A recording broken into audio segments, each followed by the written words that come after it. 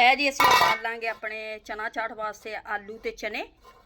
ਇਹ ਉਬਲਣ ਵਾਸਤੇ ਮੈਂ ਰੱਖ ਦਿੱਤੇ ਨੇ, ਇਹਨਾਂ ਨੂੰ ਨਿਕਾਲ ਲਾਂਗੇ।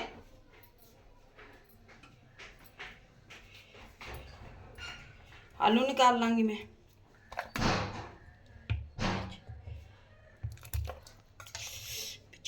मैं निकाल ले।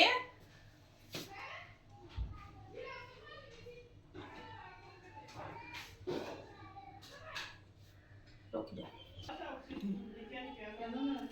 है ना असी चना चाट च पान वास्ते कट लांगे।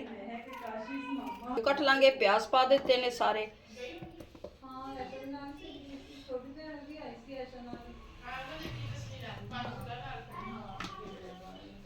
पा लेने विच पावांगे असी जी वैजीटेबल अपनी प्याज, टमाटर, खीरा, शिमला मिर्च, प्रोटीन है सब च।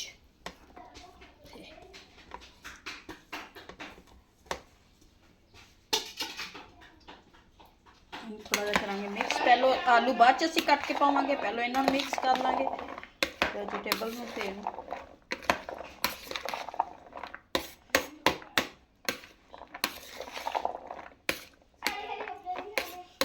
आलू कट रहा है।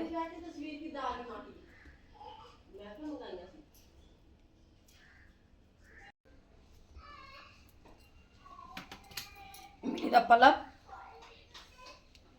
इमली सिटांगे विच।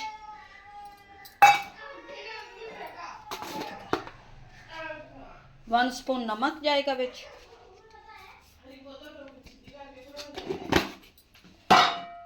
ए चाट मसाला,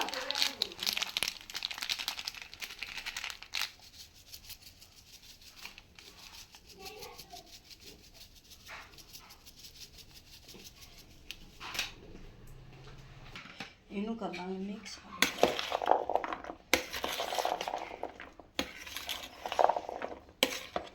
चटपटी करारी चना चाट।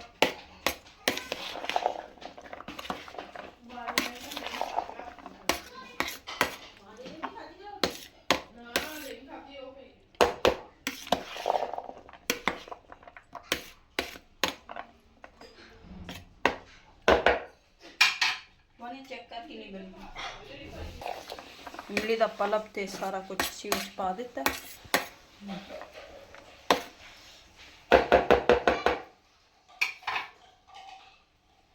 दो चार आलू होर कटांगे उत्ते पाव।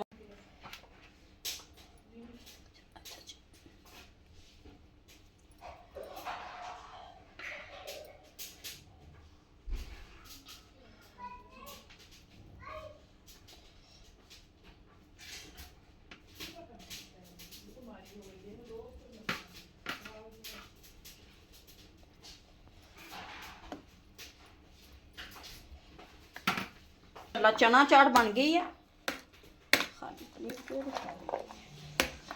तुहानू दिखाने दी असल लुक माशाअल्लाह।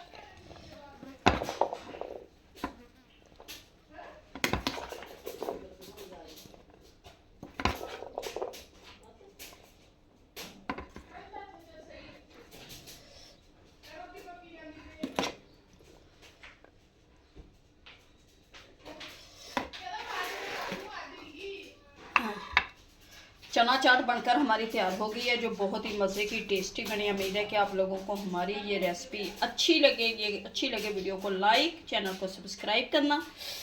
अब दें हमें इजाज़त, मिलते हैं नेक्स्ट वीडियो में। खुदा हाफिज़।